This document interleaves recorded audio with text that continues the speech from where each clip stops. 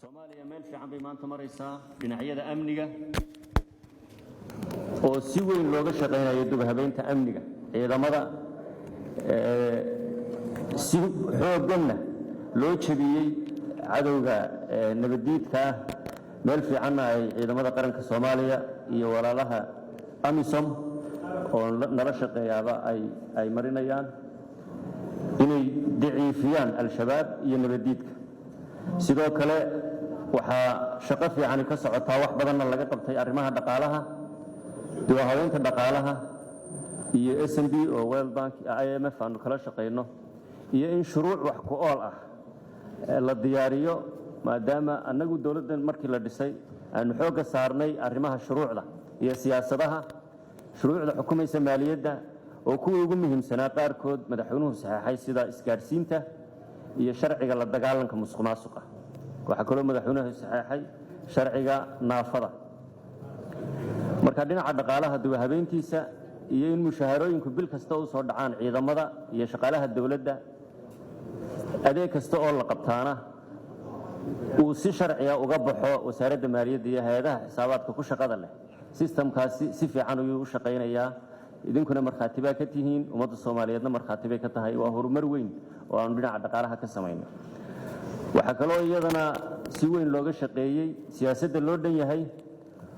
oo si fiican u taabagashay shuruucdii dib u habeynta dastuurka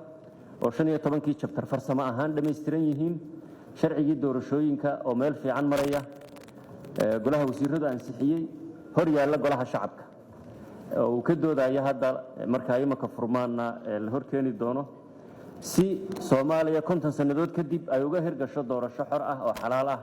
hal qof iyo hal cod ku dhisan si xor ahna shacabweynaha Soomaaliyeed toos ay u soo dooranayaan wakiiladooda baarlamaanka iyo madaxweynahooda marka taana sharciga iyo baarlamaanka u hortaala inuu meel fiican mariyo lana ansixiyo waxa kale oo wax weyn aan ka qabanay arrimaha bulshada dhinaca waxbarashada iyo caafimaadka iyo gurmadka gargaarka degdega xuquuqul insaanka oo wax weyn ay Soomaaliya record fiican maanta marayso si fiican taabagal iyo dabagal loogu sameeyay gudida xuquuqul insaankuna xulisteedii ay meel wanaagsan marayso Soomaaliya waxay la bariisantay dikhawga cimilada isbeddelka cimilada adduunka oo dhibaato culus ku haya deegaanka dhibaato culus ku haya xoolaha xaalufinta dhirta oo loo bedelo dhuxul lana dhoofiyo oo laga ganacsanayo isaguna dib weyn ku haya deegaankii iyo abaaraha soo noqnoqda oo ay sabab u tahay isbeddelka cimilada adduunka barakicinaya dadkii markasta uu roobdo daadad fataha oo xaalufiya dalagii baabiya deegaankii iyo marka abaaruhu dhacaan oo mar labaad xoolihii iyo dadkiiba dhibaato weyn u haysta Soomaaliya waxay ka mid tahay wadamada ugu nugul isbeddelka cimilada adduunka waxaan isleeyahay shirkani wax badan ayaa uu kaga hadli doonaa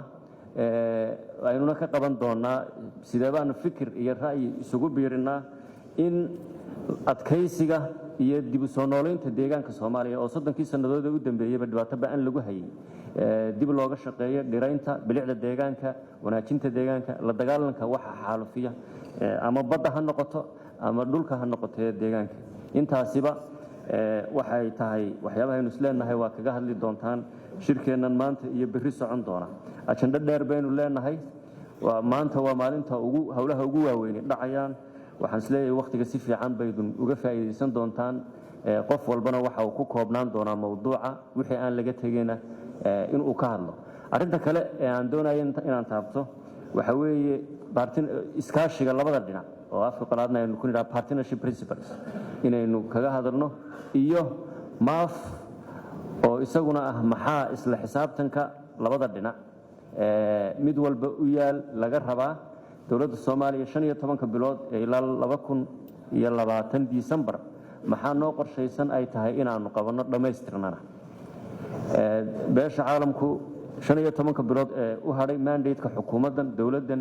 maxay wax nagala qaban karaan iyo aakhirkii inaynu ka heshiino warmurtiyeedka ka soo baxaya fadhigeena maanta iyo berrito waa mahadsantihiin shirku si rasmi ah inoogu furan yahay